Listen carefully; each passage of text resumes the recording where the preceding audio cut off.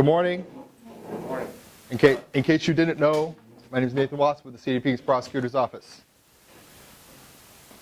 That means that I am one of those people who actually prosecutes cases and puts people in jail. It's one of the things I get to do.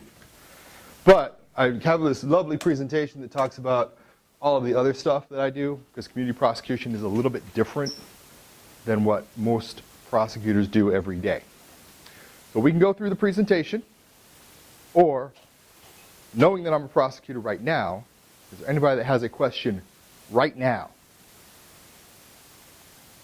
No? Okay, I have a question. Yes, sir. For the people at home that don't know what a prosecutor is or does, go ahead and break that down. People who don't know what a prosecutor is or does. All right. What I start with is television, because most people have seen it. Law and Order, Jack McCoy, the DA's office, that is us.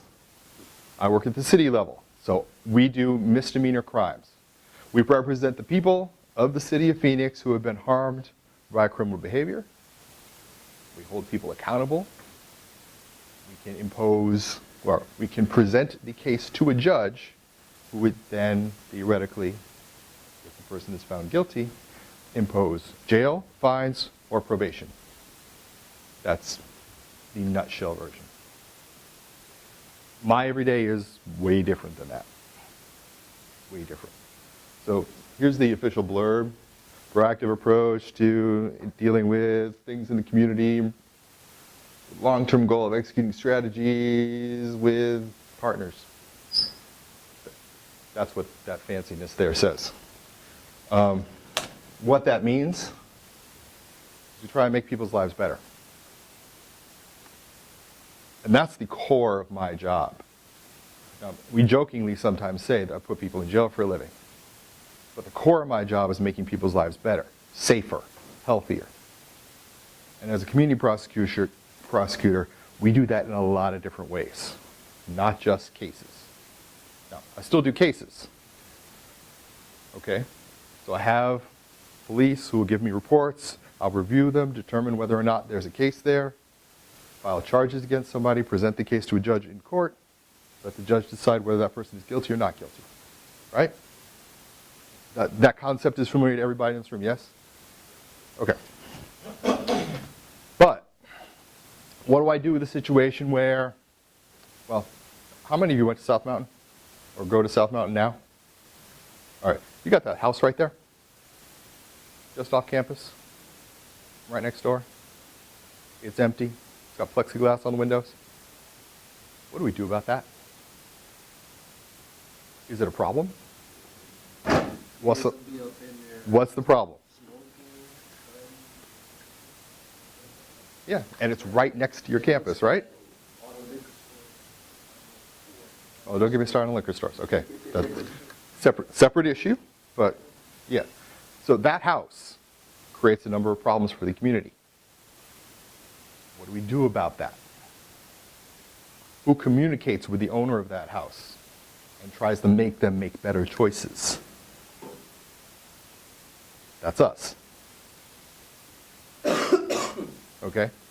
So, with the ability to file a criminal charge, I also have leverage to make people do things they don't necessarily want to do.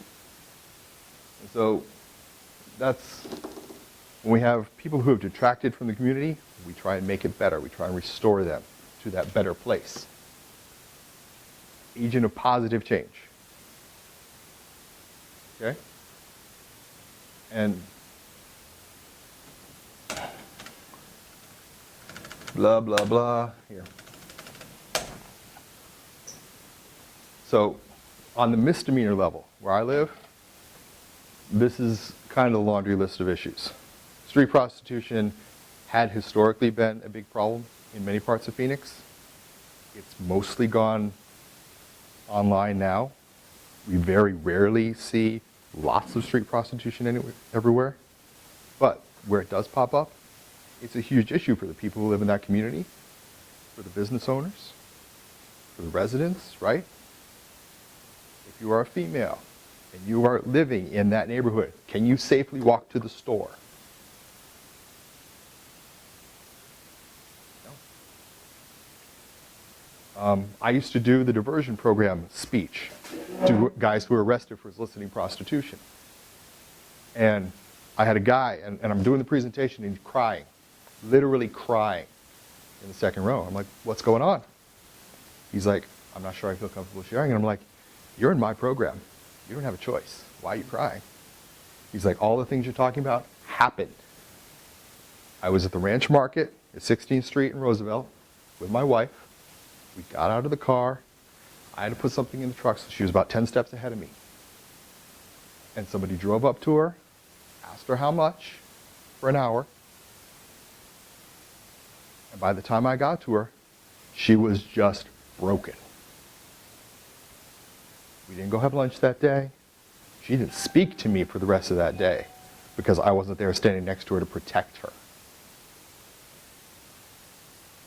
They got divorced in part because he didn't handle that situation the way that she felt he should have. I don't know what he could have done better. He definitely spun it the best way he could when he talked about it. But that directly affected his life, and yet and still he was in my class because he solicited someone else. Now, the person he solicited was an undercover police officer.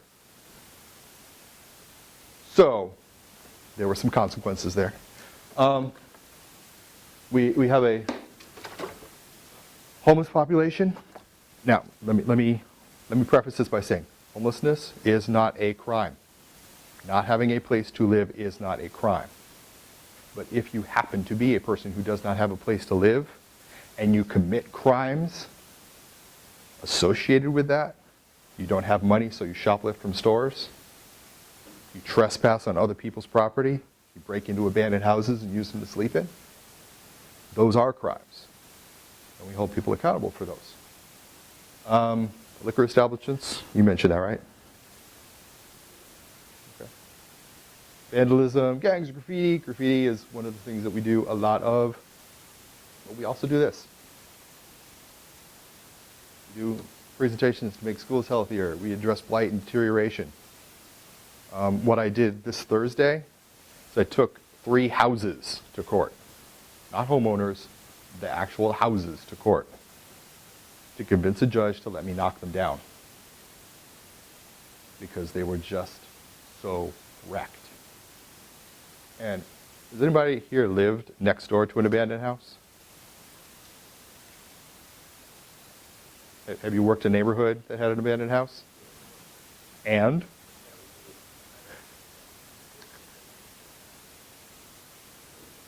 Mm-hmm.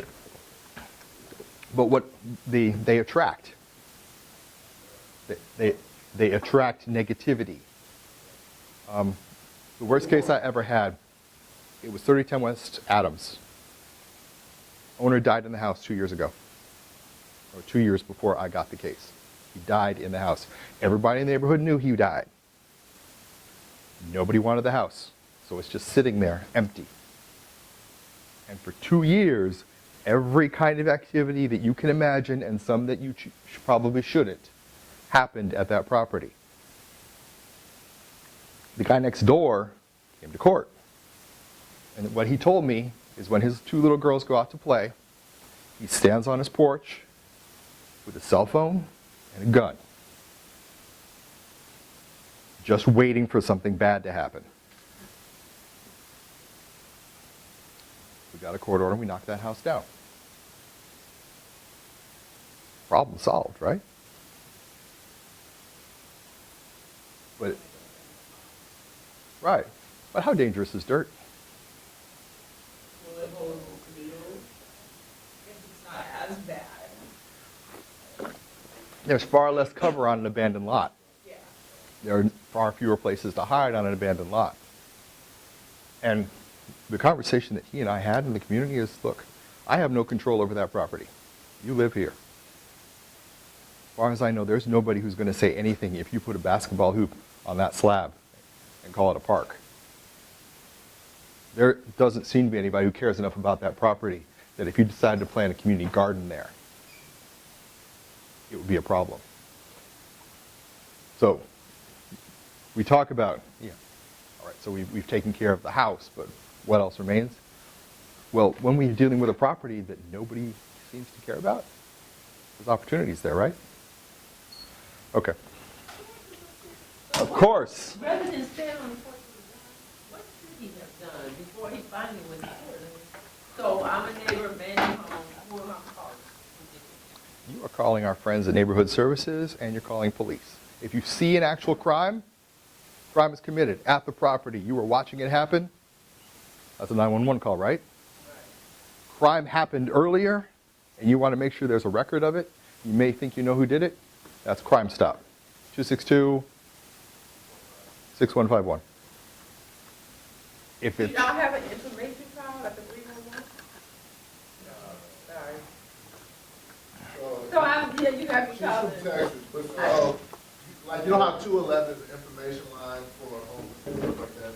There's a crime information line that they have to call for bank. Not emergency. Yeah, that would be good. The crime. Crime side. Nah, okay. From the community, that's the, All right. 311. That's what we can address though. A non-emergency number. Because we have one for homelessness, and that would be good to have a non-emergency number that everyone knows. 'Cause most people don't. Most people call 911 for non-emergency calls, and it's tied up emergency situations. oh, okay. So how's your Spanish? No, but so I have the City of Phoenix Services Directory from 2008, because that's the last time I used that bag, in Spanish. With every single number for every single service the city provides In Spanish. Oh. in Spanish. But it is available online on the city's website. I think it's called the Seamless Service Directory. I was just, thank you though, you answered. And I gave out cards. Did you get one? Or did you come in after that? Where's my extra card? There we go. So, if there's something you have a question for me about and I don't answer it today, or you don't want to ask it in front of all these nice people,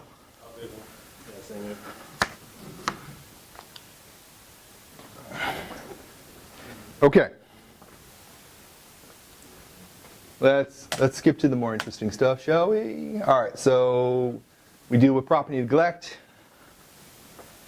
Obviously, what do you do with a property where the owner doesn't want to take care of it? You're familiar with the concept of slumlords? Do we like slumlords? Anybody ever lived in a slum property besides me? It gives you that feeling of hopelessness. This is all I can afford. This is all I get. Right? But there are expectations. Like, I should be able to have AC in Arizona in the summer. I should be able to have running water.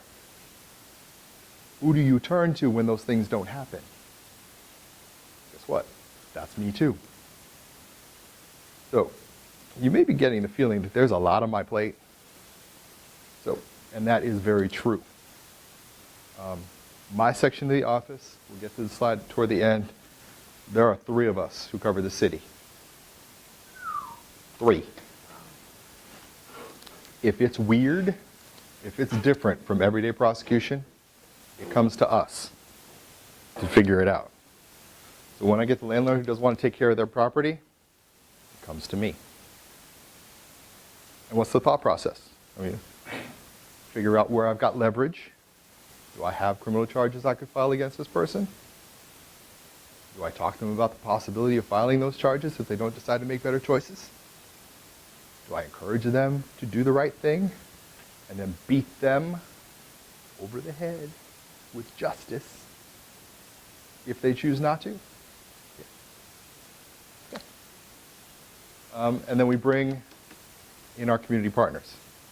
So if you're a landlord, you own a property, you don't have the money to fix it, but the city has funds available for restoration projects or something like that, where there's a community partner, like Rebuilding Together, Valley of the Sun, who's willing to come into that house and do restoration projects.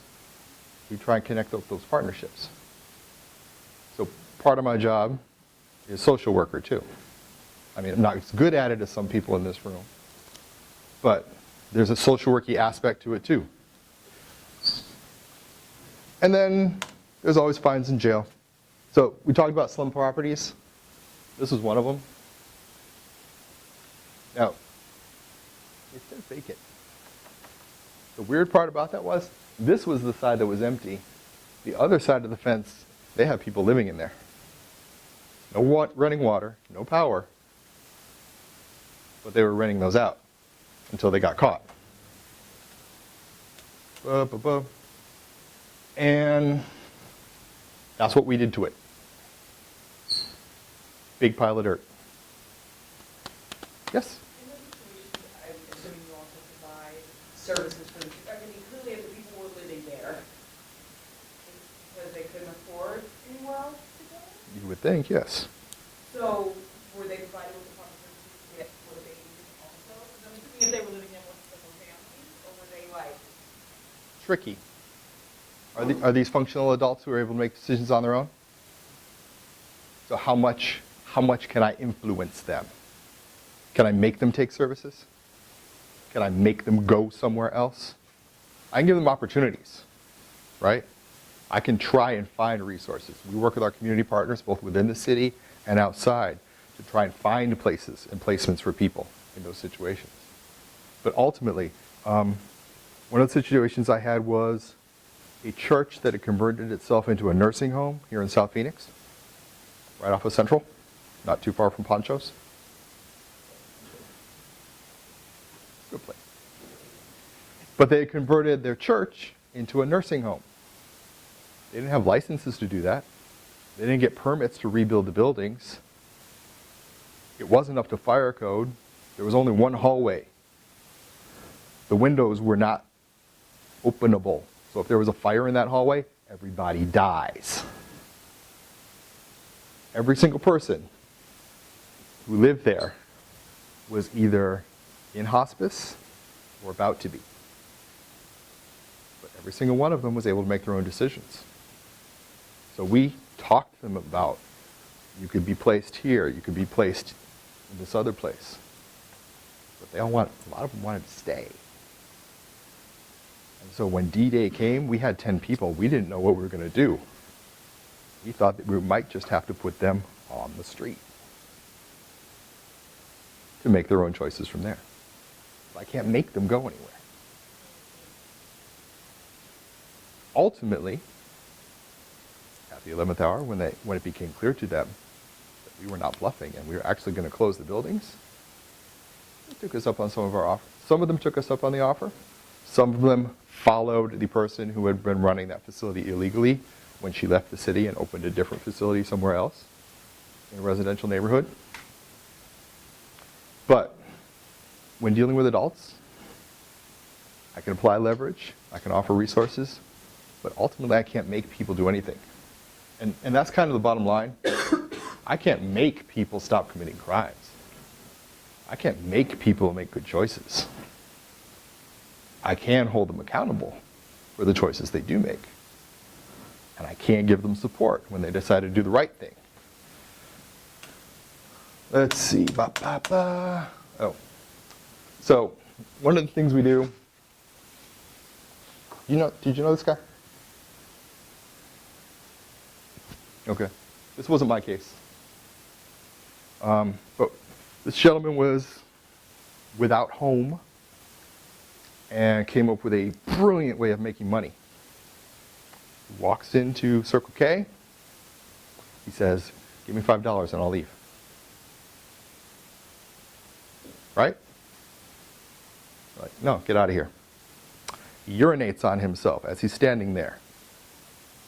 "Give me $10 now and I'll leave." And you can see where the direction this is heading, right? He has other resources available to him. Yes? And so, most of the time, I say, "Here's your $10, get out." Well, what do you do with that? Is that an ongoing problem? Is that likely to have an easy solution? Is that something that we can arrest our way out of? We arrest him. He does 10 days in jail. He does 20 days in jail. He's 30 days in jail for the trespass. Then what? What do I do when he goes back to that Circle K in a month, or 2, or 3? So one of the things that we do with these cases, and that is what my dear friend Stefan is responsible for, is we try and give them an option. Look, I can stack up a whole bunch of jail for you, or you can go to treatment. Because, oh, by the way, you've got a meth habit. You can go to treatment. And if you go to treatment, you might be able to get housing. And if you get housing, you might be off the streets. And if you're off the streets, you definitely won't be in my Circle K peeing on yourself. And I would love for that to be the outcome. Now, those outcomes happen. They are rare, but they happen. But to justify what I do, just to justify the effort it takes, beyond just prosecuting that case, to give this person those options, to give them an opportunity to make a different choice, I only need one. Ever. I think my current count is about 11. I'm aware of 11. There are some who they just disappear. They're off my radar. I don't know whether they got better, got help, and are in a better place, or whether they've just moved on somewhere else. I don't know. But I know of about 11 where they got clean, they got into housing, and they've got better lives now because we gave them choices. That doesn't always take the first time. Addicts relapse. Addicts make bad choices. So I may get him the first time, and he says, go to hell. I'd rather do my jail. Okay. But we're going to keep reapproaching and reapproaching. My mother, who is a social worker, tells me I'm a rock bottom facilitator. I help people get to the point where there's nowhere to go but up. I like that. Sounds better than I put people in jail for a living. Any questions so far? I saw a hand. Yes. So, to arrest this guy. Yes. On meth. He goes to jail for 10 or 20 days. He is okay. But if I'm driving, but I have a joint, I can go to jail for like years. One, but what is the difference? I'm not pissing on a floor in Circle K. You're, Now I know that I can, and I only get 2 I'm not looking at you. I'm not looking at you. So, your question is a legislative priorities question, right? What grade of crime is the drug offense you're talking about? I have no idea, but meth looks way worse than weed to me. But, I mean, well, just, but by I don't definition, know anybody high that goes into Circle K off of weed and pisses on their floor and asks for $10 to get more. I'm just saying. I understand. So, let's start with the basics. Okay. So, misdemeanors, punishable by no more than 6 months in jail. So if So you're you're, telling me that meth is a misdemeanor? no. Pissing on a floor is a misdemeanor? Pissing on the floor is a misdemeanor. Public urination is a Okay, misdemeanor. Okay. Now, possession of narcotics, felony, right? Okay, so what's the difference between weed and meth? Right. Someone like that, as soon as he Right. Then he's in possession. Like his body is in possession. I don't think that's the same. Okay, so if I finished my joint, I don't go to jail for 2 years, but if the joint is present, I go to jail because then it's on me, but not in. If you're the smoking the joint while you're driving, That's a whole other situation. Okay, so I'm walking. if you are smoking the joint and driving, that's probably a DUI drugs. Okay. It's an A3, at least. Right? Okay, so I need to walk. Still a misdemeanor. Oh, okay. Still a misdemeanor. Okay. But if you have enough weed that you could be trafficking and selling, then No, congratulations, you've graduated to felony land. You get to do lots more time, and you get to do it with more interesting people. Okay.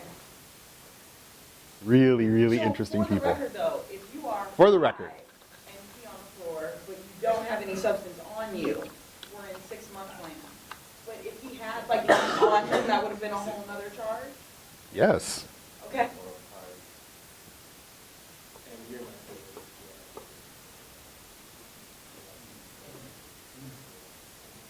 Okay. Remember I told you that my desk is a big box of crazy? If I didn't say it before, I'm going to say it now. My desk is a big box of crazy. Because what else ends up on my desk? Theoretically, forfeitures. Haven't gotten any from Phoenix PD recently. They're sending them all to the county, which is fine, because forfeitures are a pain. But we have done them. Everybody know what forfeiture is? Oh, it's in the news so much, and people hate it so much. You're going to hate it too when I tell you what it is. I promise you're going to hate it. So, you're involved in a drug crime. You're involved in some other racketeering crime. And you drive to that place to do that crime. Or you are operating that crime out of your home. Forfeiture allows us to take your car, take your home, take any and everything that you have used in facilitation of that crime. And until this year in Arizona, while we have to prove you guilty beyond a reasonable doubt, in order to take your stuff, it was just preponderance, 51%, more likely than not.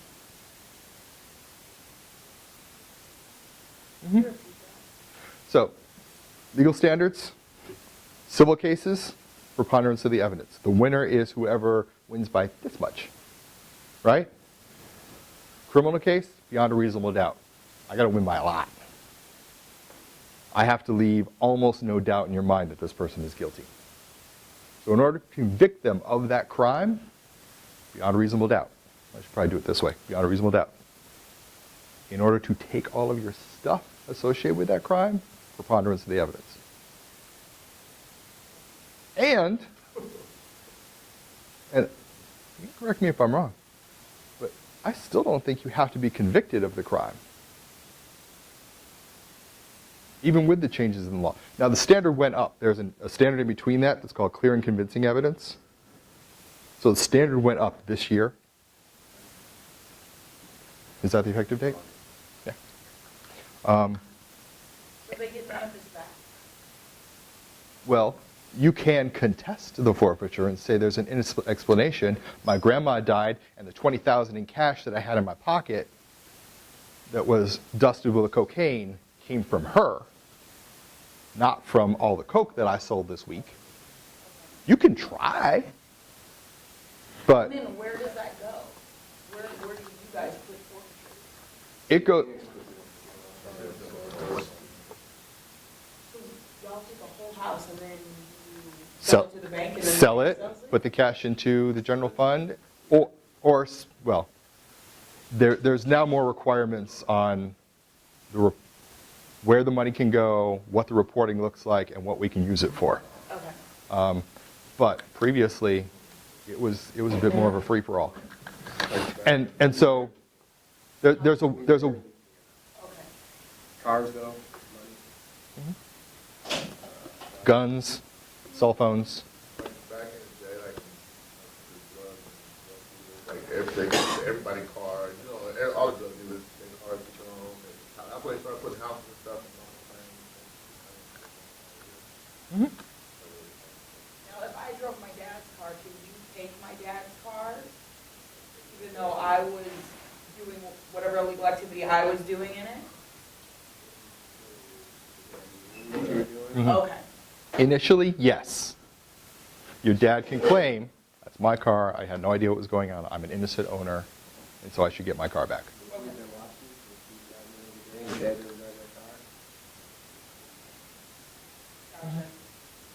So, there were changes in the law this year. It's now harder for us to prove.